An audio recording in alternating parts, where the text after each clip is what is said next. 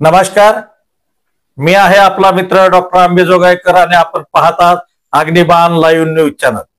सध्या उमरखेड शहरामध्ये नगरपालिकेची सार्वत्रिक निवडणूक लागलेली आहे आणि त्या निवडणुकीमध्ये सर्वच पक्ष आपापल्या उमेदवाराला निवडून आणण्यासाठी प्रयत्न करत आहेत। आता आपल्या सोबत आहेत शिवसेनेचे शिंदे गटाचे उमरखेड शहरातील प्रचार प्रमुख अनिल अण्णा नरवाडे आणि त्यांच्या सोबत आहेत कैलास कदम। कितीतरी शिवसेनेवर संकटे आले, पक्ष फुटला, परंतु एक निष्ठ पक्षाचे पदाधिकारी म्हणून जो पक्ष जिवंत ठेवण्याचं त्यांनी काम केलेलं आहे ते हे दोन वाघ माझ्या सोबत आहेत आणि त्यांना आपण आता विचारूया की 2025च्या निवडणुकीमध्ये तुम्ही प्रचार यंत्रणा कशी राबवणार आहात आणि तुमचे उमेदवार कशा पद्धतीने निवडून येऊ शकतात, त्यासाठी तुम्ही व्यवहारचना कशा पद्धतीचे करत आहात। तर अण्णा नमस्कार। नमस्कार। तुम्ही नगरसेवक सुद्धा राहिलेले आहात आणि अतिशय चांगलं काम तुमचं होतं आणि मुस्लिम समाजामध्ये सुद्धा तुमची एक चांगली प्रतिमा मी त्यावेळेस पाहिलेली आहे। मग ते पाणी पुरवठा योजनेचे असेल किंवा कोणते असेल, एक तुम्हाला कधीही मुस्लिम समाजानं आपला विरोधी समजलेला नाही आणि तुम्ही त्यांना कधी विरोधी समजलेलं नाही आणि त्यांचे काम तुम्ही प्रामुख्याने केलेले आहेत। तर आता सुद्धा तुम्ही 2025च्या सार्वत्रिक नगरपालिकेच्या निवडणुकीमध्ये प्रचार प्रमुख आहात। तर या संदर्भात तुम्ही कशा पद्धतीने प्रचार करणार आहात ते थोडं आमच्या प्रेक्षकांना सांगा। मला चांगला अनुभव आहे। आमचे जवळपास 26 उमेदवार फायनल आहेत आणि नगराध्यक्षाचे उमेदवार सुद्धा आहेत। आमच्या जवळ आमचे जे कार्यकर्ते आहेत ते सर्वसामान्य आहेत, कुणी सर्वच गरीब, जवळपास 90% उमेदवार हे आमचे गरीब आहेत, सामान्य परिस्थितीत जमिनीवरचे आहेत आणि जमिनीवर पाय राहणारे आहेत। त्यामुळे त्यांच्यावर जनतेचा प्रचंड विश्वास वाढत आहे, दिवसेंदिवस वाढत आहे।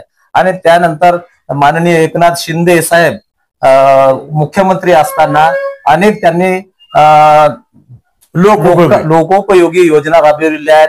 त्याच्यामध्ये लाडकी बहीण, त्याच्यामध्ये लाडकी बहीण, महिलांना 50% मोफत एसटी प्रवास, 75 वर्षाच्या वरील व्यक्तींना 100% 0% प्रवास भाडे। अच्छा। त्याच्यानंतर शेतकऱ्यांना 0 वीज बिल। अच्छा। 12वी नंतर उच्च शिक्षण घेणाऱ्या विद्यार्थिनींना पूर्णतः मोफत शिक्षण, अशा अनेक योजना राबविलेल्या आहेत आणि हे आम्ही जनतेपर्यंत पोहोचवतही आहोत। आणि दुसरी गोष्ट महत्वाची, आमचे पालकमंत्री संजय राठोड आहेत, उपमुख्यमंत्री शिंदे साहेब यांच्याकडे नगर विकास खाता आहे आणि त्या माध्यमातून आम्ही डीपीडीसी मार्फत आम्हाला जो प्रत्येक उमेदवार, आमचे जेवढे उमेदवार निवडून येतील त्या सर्वांसाठी आम्हाला पालकमंत्री संजय राठोड आणि नगर विकास मंत्री म्हणून एकनाथ साहेब शिंदे मागेल तेवढा निधी देतील, हा आम्हाला आत्मविश्वास आहे। आणि आमचे सर्व गरीब नगरसेवक असल्यामुळं पाहिजे तेव्हा जनतेला उपलब्ध होतील, हाही आम्हाला विश्वास आहे।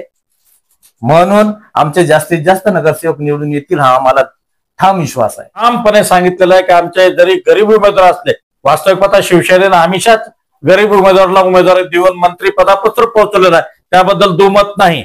आणि आता सुद्धा गरीब उमेदवार त्यांनी उभे केलेले आहेत, परंतु हे सर्व उमेदवार जे काही निवडून येतील ते 24 तास जनतेच्या सेवेमध्ये राहतील आणि ते जनतेची सेवा करत राहतील, अशा अनिल अण्णा नरवाडे प्रचार प्रमुख उमरखेड शहर याने आता अग्निबाणशी बोलताना सांगितलेलं आहे। लोकांपर्यंत शिवसेना पहिलेही पोचलेली ती आता पुन्हा जोमानं वाढत आहे आणि त्यामुळेही आमचं आणि लाडकी बहीण जी योजना आहे त्या लाडक्या बहिणीचा आम्हाला भरपूर फायदा होणार आहे।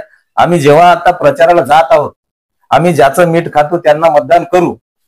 अच्छा, अशा पद्धतीच्या प्रतिक्रिया महिला देत आहेत, त्याच्यामुळे आम्हाला 100% विश्वास आहे आमचे जास्तीत जास्त, सर्वात जास्त उमेदवार हे आमचे निवडून येतील। रामना एक छोटासा प्रश्न आहे की तुमची भाजप सोबत राज्यामध्ये सरकारमध्ये तुमचे उपमुख्यमंत्री आहेत एकनाथजी शिंदे साहेब, शिवसेनेचे प्रमुखच आहे समजा, आता तुमची युती ह्या ठिकाणी अद्याप झालेली नाही, युती होण्याची शक्यता आहे का?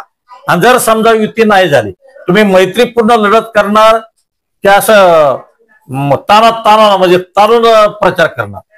डॉक्टर साहेब, आपल्याला राजकारणाचा बराच अनुभव आहे. हो. आणि युती जेव्हा व्हायची असते त्यावेळेस प्रोसेस सुरू होण्याच्या अगोदर पासून युतीसाठी प्रयत्नशील असायला पाहिजे. बरोबर, असावंच लागते. कोणतीही जेव्हा बैठका होत्यात आपल्या, त्यावेळेस एका बैठकीमध्ये कोणताही निर्णय लागत नसते.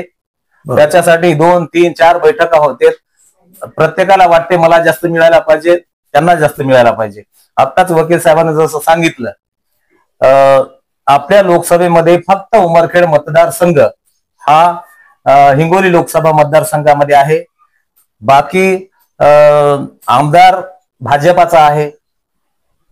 नगराध्यक्षही मागच्या वेळेस भाजपाचा होता, भाजपला दिलं होतं. आता आम्हाला कुठेतरी दुय्यम वागणूक मिळत आहे.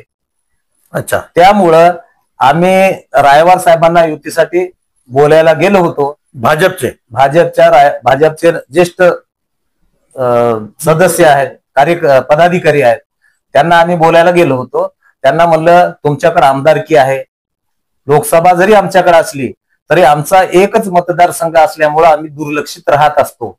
त्यामुळं आम्हालाही कुठेतरी अधिकार मिळायला पाहिजे जनतेची सेवा करण्यासाठी. त्यामुळं आम्ही नगराध्यक्ष पदांना अर्ध्या सीटा मागितल्या. तुमच्या मागच्या वेळेस तुमचा नगराध्यक्ष होता, यावेळेस आम्हाला नगराध्यक्ष पद द्या, पुढच्या वेळेस तुम्ही नगराध्यक्ष पद घ्या आणि अर्ध्या सीटा घ्या. अशा प्रकारची आम्ही मागणी केली, प्रस्ताव ठेवला. पण त्यांच्याकडून कुठल्याही प्रकारे प्रतिसाद मिळालेलाच नाही. आणि ही प्रोसेस आता 10 तारखेपासून फॉर्म भरणे सुरू झाले. आणि आता ही वेळ युती करण्याची किंवा युतीच्या बैठका घेण्याची नाही. 17 तारीख ही शेवटची अंतिम तारीख आहे फॉर्म भरायची. युती करायसाठी जर फिरत बसले तर आमचे फॉर्म जसे तसे राहतील. त्याच्यामुळं बोलूनही उपयोग होणार नाही. ही प्रोसेस सर्वच नेते जाणतात, शिवसेनेचे जाणतात आणि भाजपचे जे स्थानिक आहेत त्यांनाही माहित आहे युती केव्हा करायला पाहिजे, किती दिवसापूर्वी सुरुवात करायला पाहिजे. हे त्यांना ते अज्ञान माहित नाही असं तर नाही आहे. तर त्यांना युती करायचीच नव्हती म्हणून त्यांना आजपर्यंत विचारलं नाही. तर भारतीय जनता पक्षासोबत शिवसेना शिंदे गटाची युती होण्याची शक्यता आता दुसरं झालेली आहे. आणि हे स्वतंत्रपणे आता निवडणूक लढवणार हे जवळपास आता आजच्या मुलाखतीवरून निश्चित झालेलं आहे. तर पुन्हा भेटूया आपण नव्या विषयासह. तोपर्यंत नमस्कार. बरोबर.